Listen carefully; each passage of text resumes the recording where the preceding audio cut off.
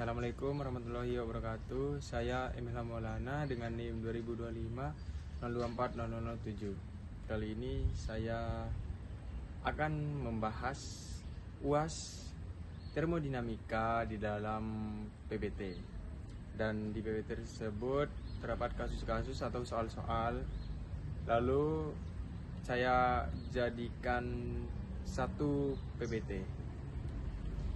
Mari kita bahas yang pertama, itu air yang bekerja di bawah tekanan.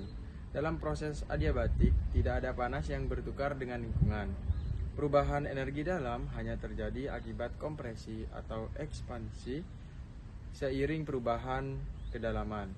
Konsep inilah yang melahirkan suhu potensial, suhu sejati air tanpa pengaruh tekanan. Rumusnya yaitu perubahan energi dalam sama dengan jumlah kalor dikurangi usaha. Lalu proses adiabatik menjadi jumlah kalor sama dengan 0. Lalu perubahan energi dalam sama dengan negatif usaha. Lalu yang kedua kita membahas persamaan keadaan air laut.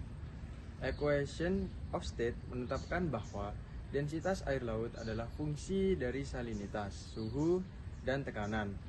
Di laut dalam, air yang dingin dan sangat asin akan mendominasi dan tenggelam, menciptakan arus vertikal yang masif.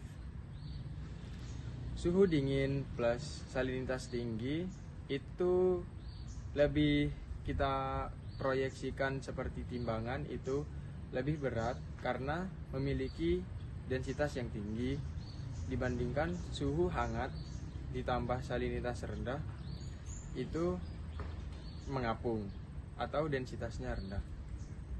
Lalu ada pembentuk massa air dalam. Kerapatan air laut mencapai puncaknya di dua wilayah ekstrim ini memicu air untuk tenggelam ke dasar samudera dan memulai sirkulasi global.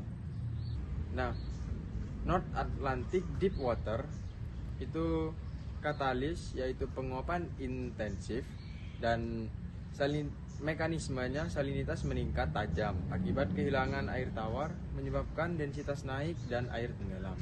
Sedangkan Antarctic Bottom Water itu pendinginan ekstrim. Nah, pembentukan es laut menolak garam atau brine rejection pada suhu yang sangat rendah menghasilkan densitas tertinggi di dunia. Lalu permukaan laut sebagai medan pertukaran energi.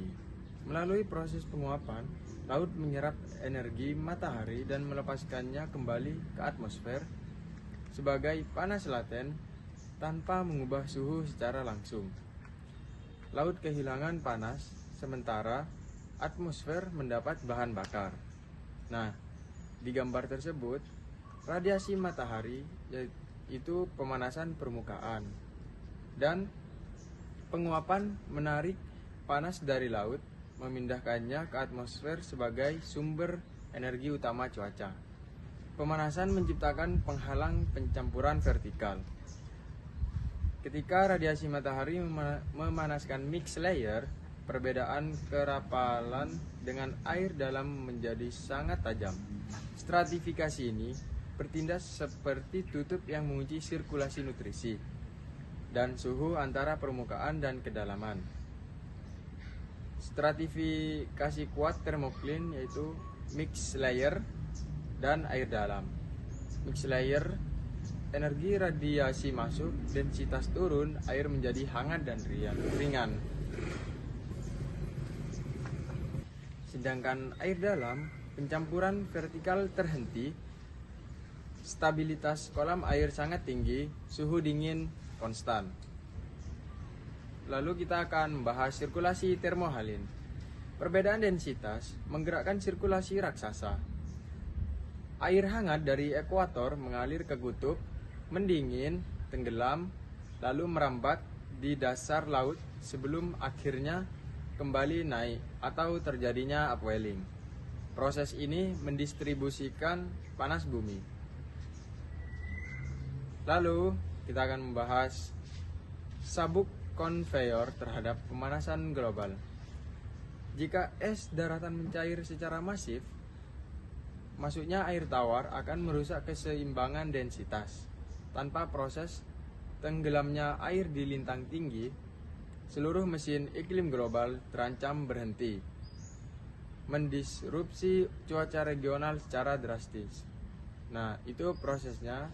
Jadi es kutub mencair, lalu terjadi injeksi air tawar, dan terjadi penurunan densitas dan menyebabkan sistemnya itu macet. Nah, kali ini masuk pembahasan terakhir, yaitu fenomena upwelling selatan Jawa. Fisika kerapatan dan interaksi udara laut mewujud nyata di pesisir. Angin kencang memindahkan air permukaan hangat, menciptakan kekosongan yang segera diisi oleh air dalam yang dingin, padat, dan kaya nutrisi.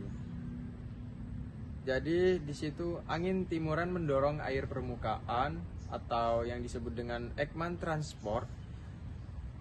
Lalu air dalam naik membawa nutrisi yang berisi nitrat, fosfat, dan silikat. Nah, itu yang dinamakan upwelling.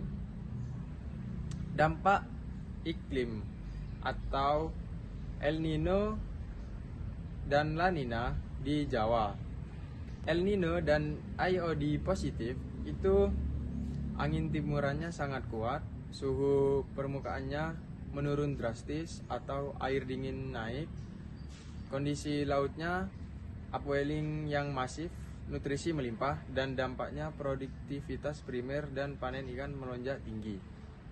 Sedangkan La Nina dan IOD negatifnya itu angin timurnya melemah, suhu permukaan hangat, kondisi laut upwelling terhenti, dan dampaknya produktivitas primer menurun drastis.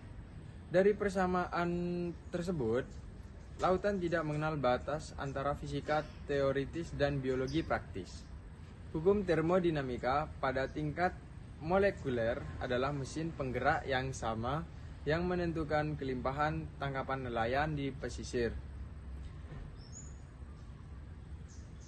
Sistem yang saling terkait rapat ini sangat kuat, namun rentan terhadap perubahan iklim, yaitu hukum termodinamika dan densitas, lalu pertukaran panas dan angin permukaan, yang ketiga sirkulasi sabuk termohalin, dan yang keempat ekosistem upwelling lokal. Sekian dari saya, kurang lebihnya saya mohon maaf. Wassalamualaikum warahmatullahi wabarakatuh.